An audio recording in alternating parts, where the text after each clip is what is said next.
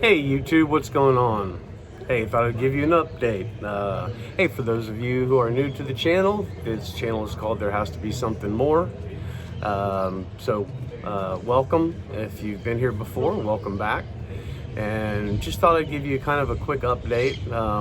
But we are a channel that I guess we talk a little bit about travel, a little bit about retirement, a little bit about how to get out of the rat race and off that U.S. hamster wheel.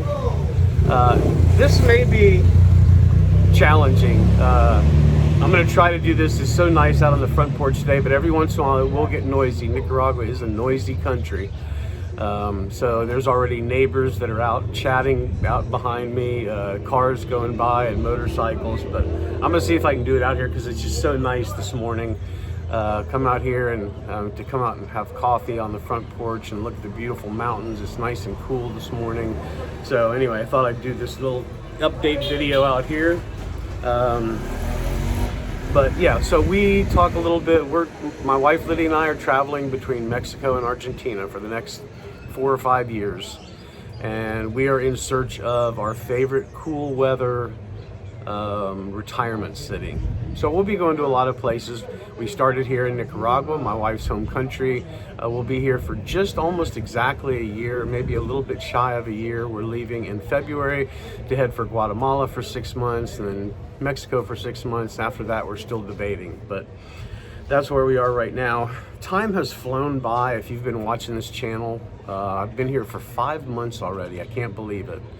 So we just took our trip to immigration yesterday, and sorry, my little dog Sammy just showed up here. Come here, Shams. You say hi? No. Took the trip to immigration. So here you get 3 months as soon as you land, with a tourist visa. And then you can do an extension for 1 month 3 times. And I've just done my last extension. So sometime over the next 3 or 4 weeks, I'm going to be heading over to do a border run, a visa run, and going into Costa Rica for 10 minutes or an hour or whatever it takes, and then we'll be heading back here to Nicaragua. I'll get 6 more months, and that'll just about do it for our stay here in Nicaragua. It has been great. Lydia's had the opportunity to spend a lot of time with her family and friends. We've been working and just haven't had time to come over here as much as we would have wanted to over the last 15-20 years. It's just been hectic, and well, we do have 4 daughters. We've got 10 grandchildren. At one point we had 6 dogs. So life in the U.S. between that and work was sometimes chaotic. But we've lost 4 of our dogs now. We're down to 2. We're over here with Sam and Roscoe. We've lost 1 since we've been here. Abigail, our sweet little pit bull mix. We had to put her to sleep. We lost her to cancer. But so I've got the border run coming up. You cannot go to a C4 country and do a border run. So going to like Guatemala, Honduras, El Salvador, that does not work. It doesn't count as you leaving the country. Sorry, I've got some neighbors that are chatting. So got to go to Costa Rica. We'll only be there for a very, very short time, but I will do a little video, kind of let you know. Boy, we're getting everything. So as soon as I moved out here, it was pretty quiet before. So the visa run will be something that I'll kind of show you all how that goes. But it's the people here at the immigration office are great. There's 2 ladies that work there. They're so nice. They're always really nice to me. They wave and say hi. Every time I go in there. So we've gotten to be friends now, and I'll see them again quite a few more times before we leave here. Also thought I'd touch on a couple of questions that keep coming up from viewers. So first one is safety. And that keeps coming up over and over in different comments and just people chatting with me, also from friends and relatives in the U.S. Safety here is not an issue at all. Lydia and I both feel very, very comfortable here, walking around. We walk the dogs sometimes at 10, 11 o'clock at night, and we felt safe in both neighborhoods. There are street lights everywhere, but really it is completely quiet here. Now, from 5 o'clock till 8:30, somewhere around there, kids are all over the place, running around, playing soccer, screaming, yelling. But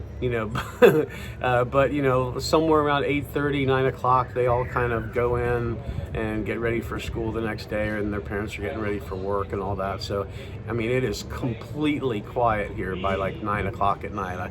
We come out here and just kind of look at the lights over the city, and it's really, really nice. So, for the most part, crime here is not violent crime. Crime here is crime of opportunity. It's you left your cell phone sitting on the table and somebody snagged it.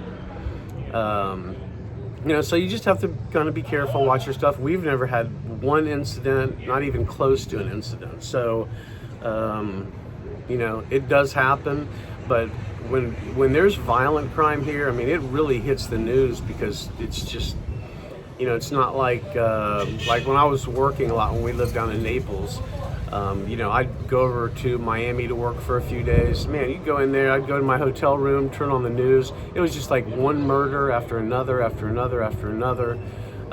When that happens here, it's big news because it just very rarely happens. So we feel completely safe here. Just don't have any issues at all. We feel just as comfortable walking around here in the evenings as we did when we were in the Carolinas or in Florida. So no problems there at all. The other question that keeps coming up is food. Now, I have got kind of a limited perspective. I'm vegan. I've been vegan for 6 years now. So Lydia's pescatarian. She eats. It's kind of a vegan diet, but she eats fish and dairy as well. So in Matagalpa, we're not close to the ocean. So if you're thinking about coming to Matagalpa, I mean, the big draw for Matagalpa is one, you escape all the tourists and you're living with locals. There's just almost no tourists here and very few expats. I mean, I've met a handful of expats here that love living here, but they're the kind of people that don't want to be around just mobs of tourists. So the big draw here is the cool weather, being up in the mountains, being away from the tourists. But as far as food goes, so when Lydia goes to visit family, she'll drive over to Corinto, which is the biggest port city in Nicaragua, and that's where she grew up when she was very small. Her family still has a lot of family there, and so when she goes over there, she will eat, platefuls of lobster dinners and shrimp dinners and all that stuff. Here, if I was giving advice, which I try not to ever do, but if I was giving advice, I would say be really careful of the seafood.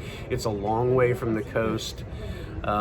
Lydia's bought some from some vendors here that was not very good. If you're going to eat seafood here, the upscale supermarket here, there's two that are called La Estrella, the Star. And those are pretty good supermarkets. And the one that's a tiny bit more upscale is called La Colonia. That's where I would go and buy frozen fish if you're gonna eat seafood here.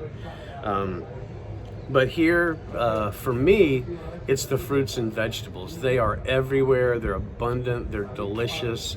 The best example I can give is like, if you go through a fast food place in the US and you get a burger and open it up and take a bite of the tomato that's on there, it just doesn't taste like anything. I mean, here, when you bite into, like Lydia was actually eating a tomato like an apple yesterday. She was dipping it in a little thing of salt she'd put on her plate and just eating the tomato just like an apple.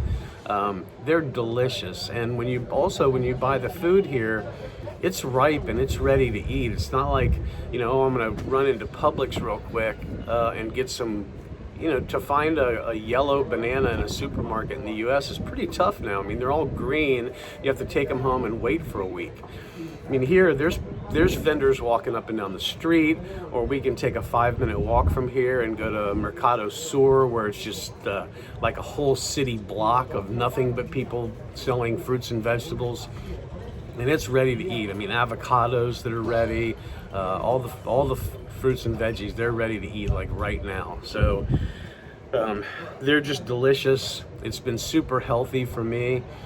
Between that and a combination of that and walking everywhere, I mean, Lydia and I do not have a car, do not want a car. We're really enjoying not having a car. We don't want the expense of insurance and repairs, and then when you get the repair, you're going to get the gringo price. Gasoline here is expensive. I just would never ever want a car here. You can take a taxi pretty much anywhere in the city for between $1 and $2. So like when we go to the supermarket, we may walk to the supermarket and then get a taxi home if we've got lots and lots of bags of groceries.